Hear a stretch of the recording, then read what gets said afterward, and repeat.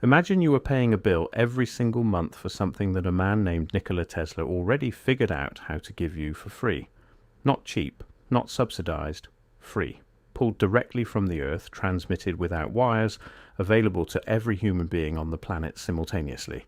He demonstrated it. He proved it. The physics worked. Then one family decided that free energy was the single greatest threat to their fortune that had ever existed. And within a decade, Tesla was broke, his laboratory was in ashes, and the system that replaced his vision had a meter on it. A meter that has been running ever since. This is not a conspiracy theory. This is a business history. The names are real, the documents are real, the money is real, and by the time this video is over, you will understand exactly how the American electrical grid was not built to serve you. It was built to bill you.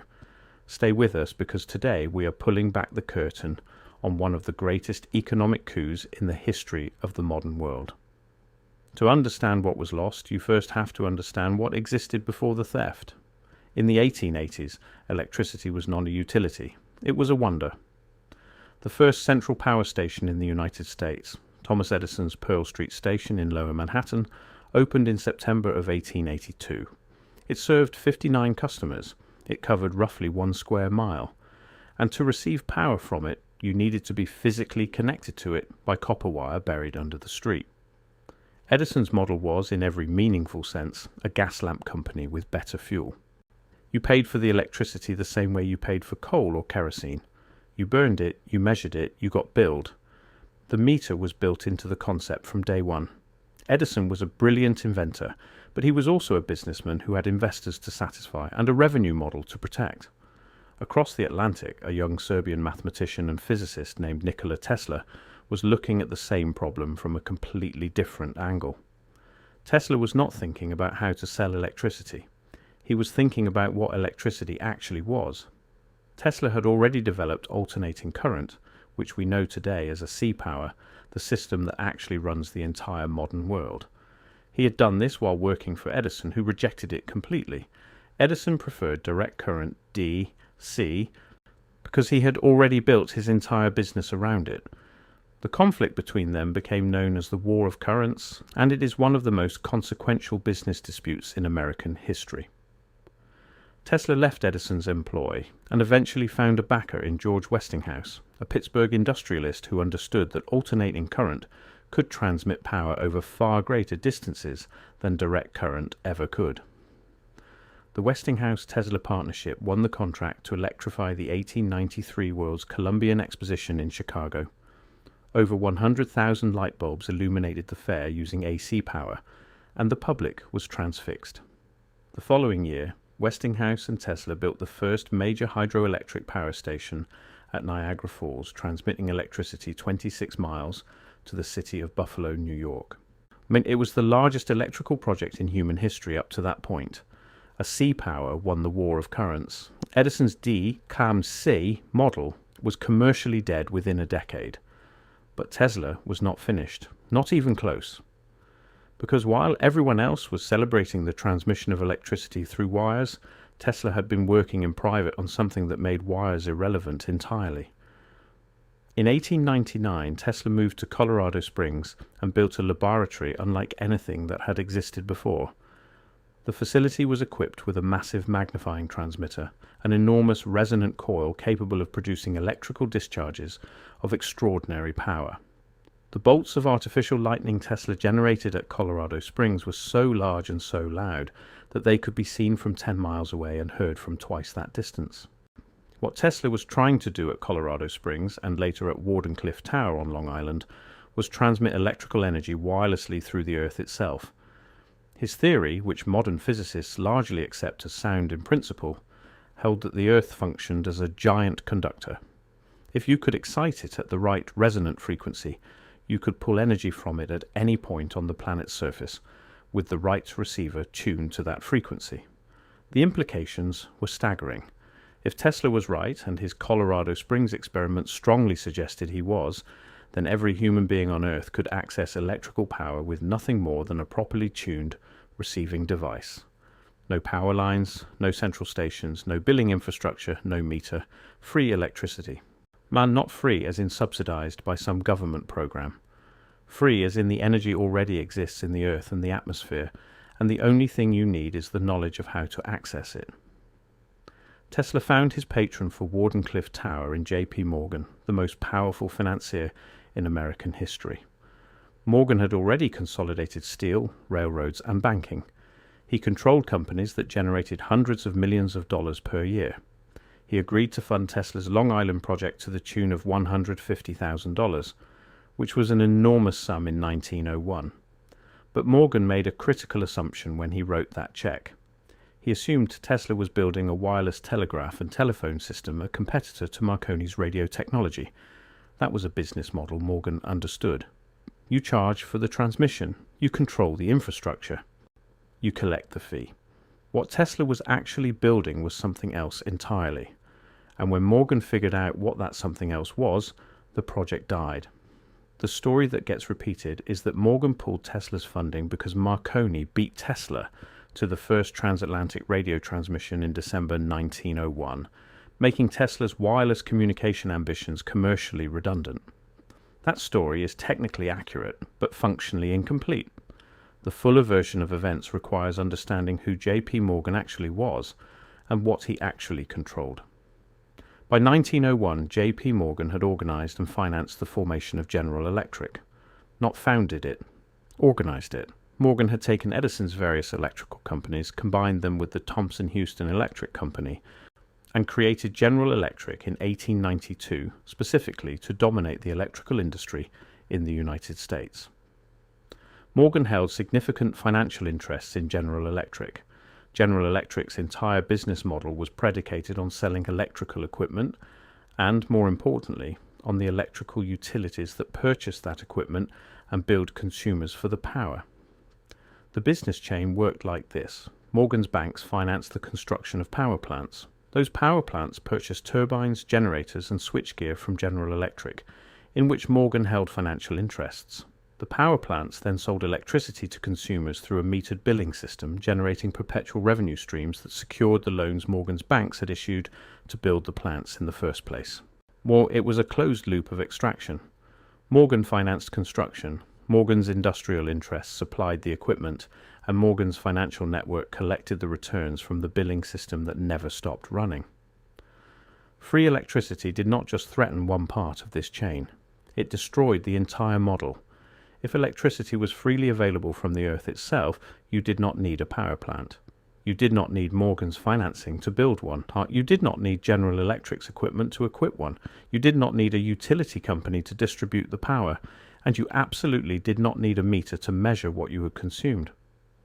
The story that Morgan simply lost interest because Marconi beat Tesla is a carefully comfortable version of events.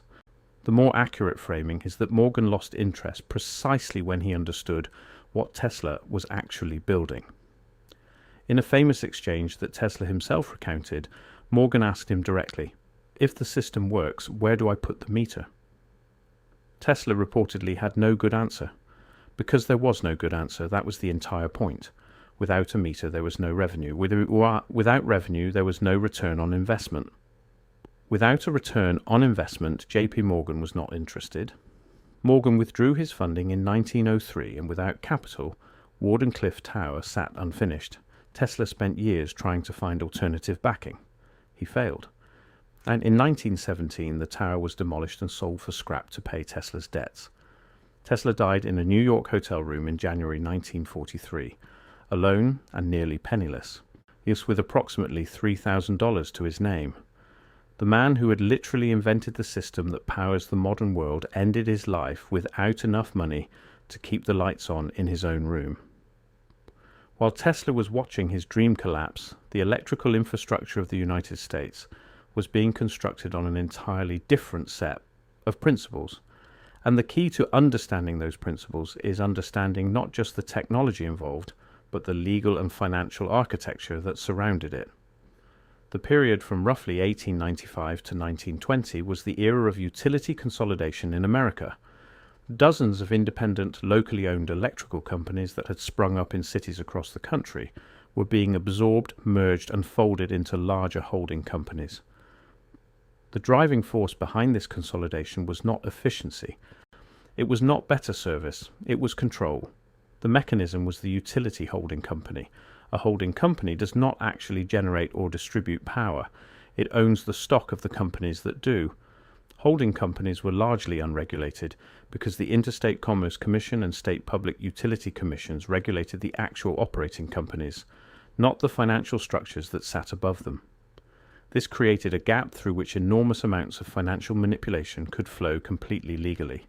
Samuel Insull was the man who most clearly embodied this era. Insull had started as Thomas Edison's personal secretary in the 1880s and had risen to become the head of Commonwealth Edison in Chicago. He was a genius of industrial organization. And under his leadership, Chicago built one of the most efficient electrical systems in the world. But Insull's ambition did not stop at Chicago. Through the 1910s and 1920s, Insull constructed a pyramid of holding companies that ultimately controlled electrical utilities serving 5,000 communities in 32 states. At its peak, the Insull empire represented $2.7 billion in assets, control power for 1 in 8 Americans, and was structured in such a way that Insull himself controlled the entire pyramid with a relatively modest personal investment, because each layer of holding company used debt and leveraged stock to control the layer below it. The pyramid was designed to be extractive. The holding companies charged the operating utilities for management services, for financing, for equipment procurement, for every conceivable function. These charges flowed upward through the structure, generating profits for the holding company and its investors, regardless of how efficiently the actual utilities operated. The consumers paid for all of it because the utility commissions that were supposed to regulate rates had no visibility into the holding company structures above the operating companies they actually oversaw. This was not unique to Insull. Electric Bond and Share Company, a creation of General Electric, controlled utilities in 33 states by the late 1920s. Middle West Utilities, North American Company, Columbia Gas and Electric, all of them holding company pyramids, all of them extracting fees from operating utilities that were then extracted from ratepayers who had no choice but to pay. You did not choose your electrical utility in 1920. You did not choose it in 1950. In most of America, you still cannot choose it today. The natural monopoly doctrine, which was used to justify utility regulation and which the utilities themselves often lobbied for, ensured that each utility had exclusive territorial rights within its service area. No competition was permitted. No alternative providers could enter the market. You paid the rate that was set, and the rate was set by a commission that was frequently populated by former utility industry executives and that regularly approved rates that guaranteed the utilities a comfortable return on their investment. The grid was not built to serve you. The grid was built to be the infrastructure through which you would be permanently billed. In 1929, the stock market crashed, and the holding company pyramid schemes that had dominated American utilities began to unravel. Samuel Insull's empire was the most spectacular casualty. As the Depression deepened and operating revenues fell, the debt-laden holding company structure could not sustain itself. In April 1932, Middle West Utilities, the apex of Insull's pyramid, declared bankruptcy. Within months, the entire edifice collapsed. More than 600,000 investors lost money. Pension funds and savings accounts evaporated. The losses were estimated at $750 million, an inconceivable sum in 1932. Insull fled to Europe and was eventually extradited from Turkey. He was tried on multiple counts of fraud and embezzlement and was acquitted, largely because the specific mechanisms of holding company extraction were not technically illegal under existing law. He died in 1938 in a Paris subway station with $20 in his pocket. The Insull collapse became the central political justification for the Public Utility Holding Company Act of 1935, one of the landmark New Deal reforms. The Act required the registration of utility holding companies and empowered the Securities and Exchange Commission to break up holding company pyramids that served no legitimate economic purpose. Over the following 2 decades, the SEC forced the dissolution of dozens of holding company structures, and the utility industry was reorganized around regulated monopolies that were more directly accountable to state oversight. This is often told as the story of government stepping in to protect consumers from corporate abuse, and there is truth in that telling. But the other side of the story is that the regulated monopoly structure that emerged from the 1935 Act was itself a guarantee to the surviving utility companies. In exchange for accepting regulation of their rates, they received permanent, legally protected monopoly service territories, guaranteed returns on their investments, and a rate-setting process that allowed them to recover all of their costs, plus a defined profit margin from captive ratepayers. The regulation did not end extraction, it institutionalized it, it made it orderly, it put a bureaucratic process around it and called that process protection. Meanwhile, across the Atlantic and in archives that received very little public attention, researchers were beginning to piece together what exactly had been lost when Wardenclyffe Tower came down. And Tesla filed more than 300 patents during his lifetime. The majority of them, particularly the foundational AC, called system patents, were eventually purchased by Westinghouse. After Tesla's death, his papers and remaining materials were seized by the Office of Alien Property, a wartime security measure, on the grounds that Tesla held Yugoslav citizenship. The papers were eventually turned over to the Tesla Museum in Belgrade, but not before they had been reviewed by American military and intelligence officials. What the patents revealed, and what researchers have confirmed in the decades since, is that Tesla's wireless power transmission concept was not pseudo-science. The principles he articulated in patents filed between 1897 and 1902 described what modern engineers call Earth resonance transmission, when using the Schumann resonance of the Earth ionosphere cavity as a carrier medium. The Schumann resonance, formally identified by the German physicist Winfried Otto Schumann in 1952, 9 years after Tesla's death, confirmed that the Earth and its ionosphere do indeed form a resonant cavity that can propagate electromagnetic waves around the planet. Tesla had intuited this principle from his experimental observations at Colorado Springs more than half a century before Schumann described it mathematically. The question of whether Wardenclyffe, if completed, would have worked exactly as Tesla claimed remains genuinely contested among engineers and physicists. The efficiency losses over long distances, the question of selective tuning to prevent universal access rather than metered access, the sheer scale of the receiver infrastructure required, these are real engineering challenges that Tesla may or may not have solved. Some researchers believe he would have needed decades more development. Others believe the fundamental approach was viable and the engineering problems were solvable. What is not contested is this: the decision to stop the project was made on financial grounds, not scientific ones. Wardenclyffe was not abandoned because Tesla's physics was proven wrong. It was abandoned because there was no revenue model attached to it. The physics was never fully tested at scale.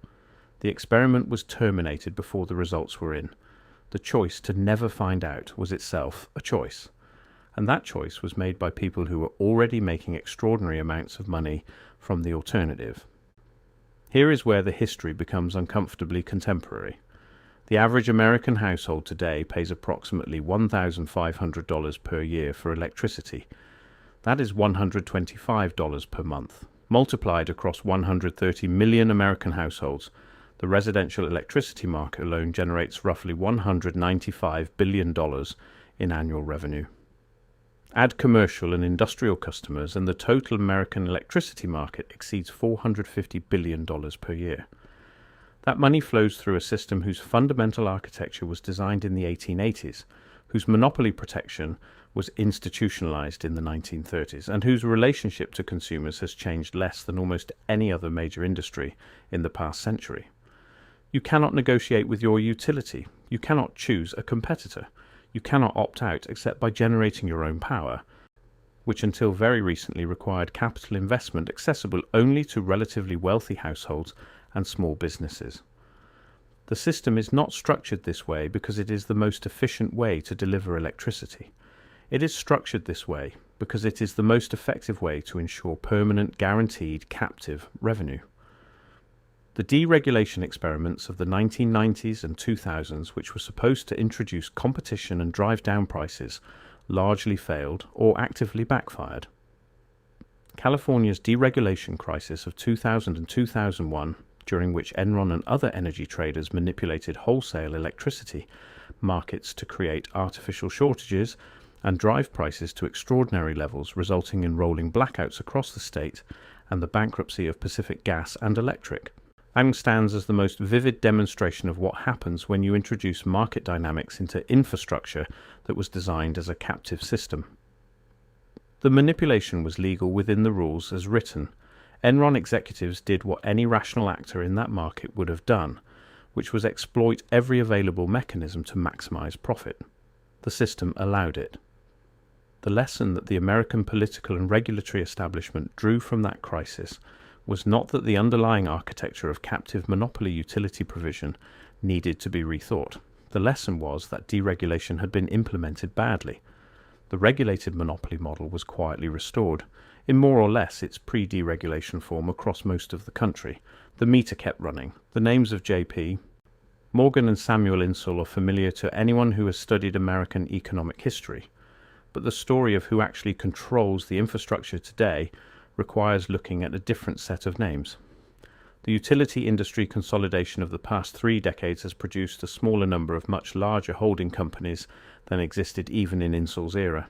Companies like NextEra Energy, Duke Energy, Dominion Energy, Southern Company, and American Electric Power collectively control electrical infrastructure serving hundreds of millions of Americans.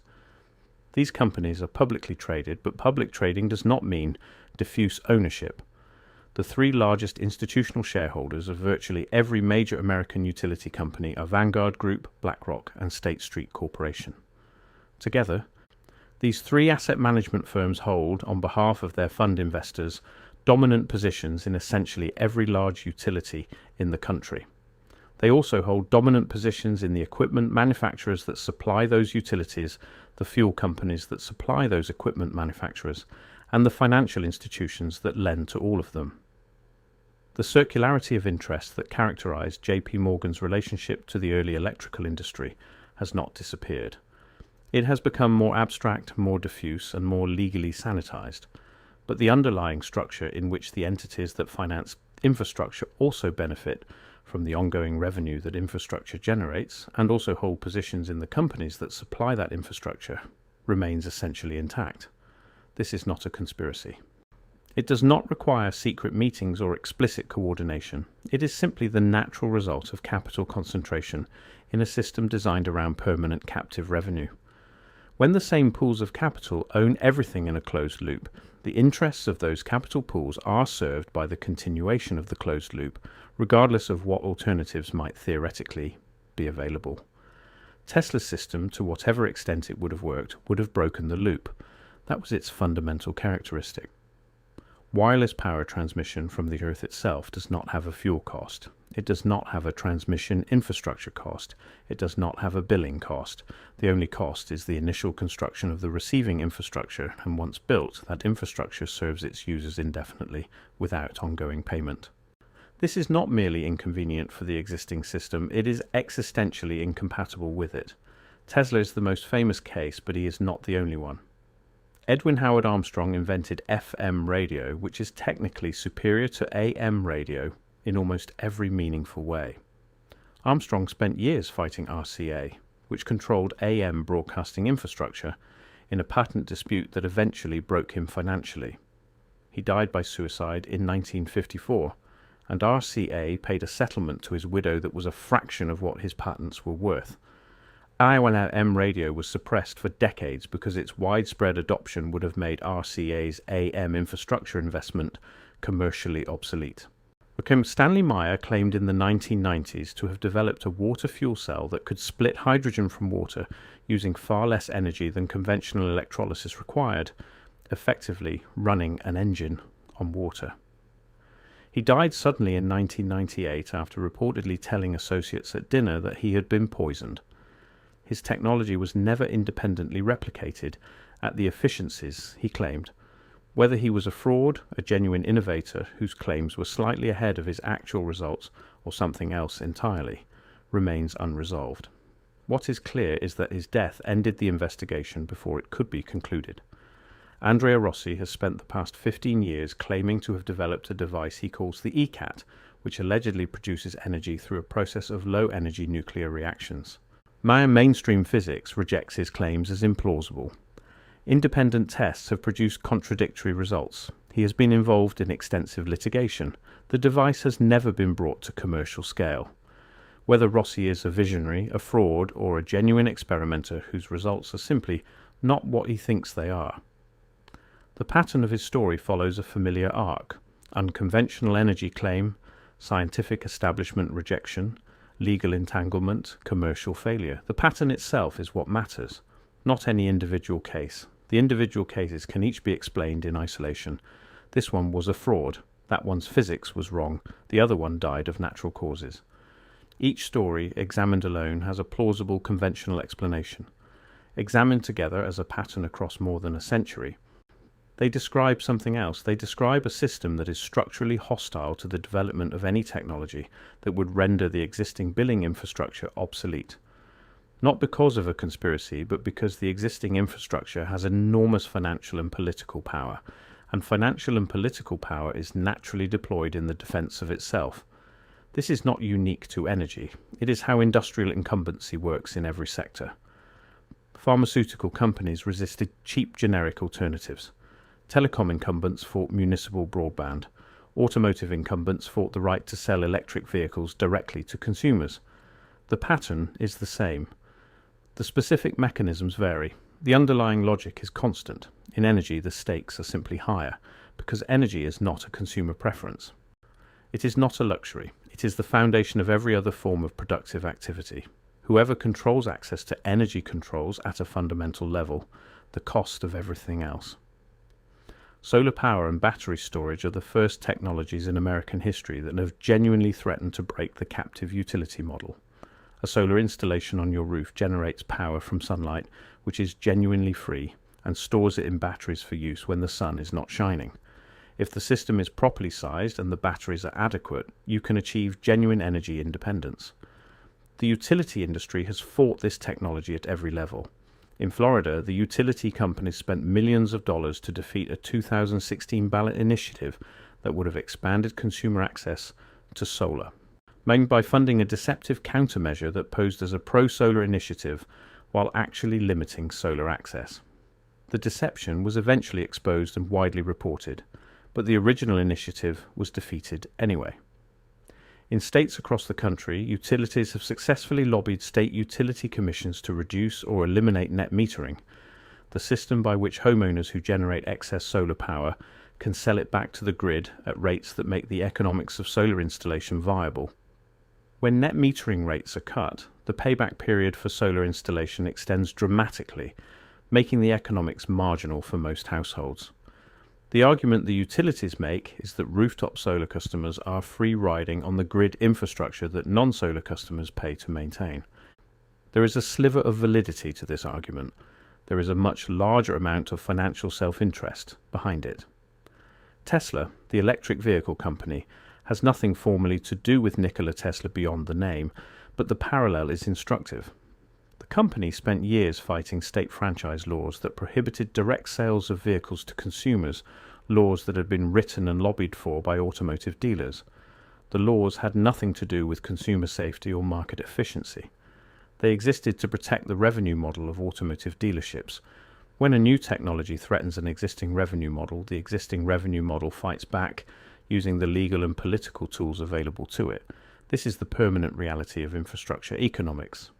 The meter was put on electricity in the 1880s because there was money in metering it. The meter has been defended legally, politically, financially, and institutionally ever since. The Wardenclyffe Tower came down in 1917 not because free electricity was physically impossible, but because free electricity was economically inconvenient for the people who were already making money from metered electricity. Whether Tesla's specific vision would have worked exactly as he described it, we will never know. The experiment was stopped before it could be concluded, and the people who stopped it had, by any reasonable analysis, significant financial motivation for stopping it. Here is what we know. A man named Nikola Tesla spent the last decade of the 19th century and the first decade of the 20th century developing a system for the wireless transmission of electrical power that, by his account and by the account of his experimental results, would have made electrical energy freely available to every human being on Earth. He was not a fraud, he was not a crank. He was the inventor whose fundamental patents underlie every alternating current electrical system on the planet. His funding was withdrawn by the most powerful financier in American history at the precise moment when it became clear that the technology he was developing could not be monetized through a conventional billing model. In the decades that followed, the American electrical grid was built not as public infrastructure in any meaningful sense, but as a privately owned, legally protected, regulatory captured system for the generation of guaranteed returns from captive consumers who had no ability to choose alternatives. That system currently extracts more than $450 billion per year from American businesses and households, and a significant portion of that extraction flows to the same concentrated pools of capital that own positions in virtually every other major infrastructure asset in the country. The solar and battery storage revolution is the first genuine technological threat to this model in more than a century. It is being fought with exactly the tools you would expect: lobbying, regulatory capture, ballot measure manipulation, and the patient deployment of capital to ensure that the alternatives remain marginally more expensive than the incumbents, at least long enough for the incumbents to adapt or to buy the challengers. The meter that JP Morgan put on electricity is still running. It has been running for more than 140 years, and the bill it generates month after month in household after household flows back through a system designed in the 1880s by people who understood something very clearly. Free energy is not a scientific problem, it is an economic threat, and economic threats are not solved with physics. They are solved with lawyers and lobbyists and purchased legislatures and the patient, ruthless application of financial power to the defense of financial interest. The lights are on, the meter is running, the bill is in the mail, and somewhere in the archives of a demolished tower on Long Island, the ghost of a different world is still waiting to be built. That is the story they never taught you in economics class. If this video changed the way you think about who actually built the electrical grid and why, share it with someone who needs to hear it. Subscribe for more revisionist economic history, content that follows the money back to where it actually goes. And tell me in the comments, do you think Tesla's wireless power would have worked? Because that conversation is far from over. We will see you in the next one.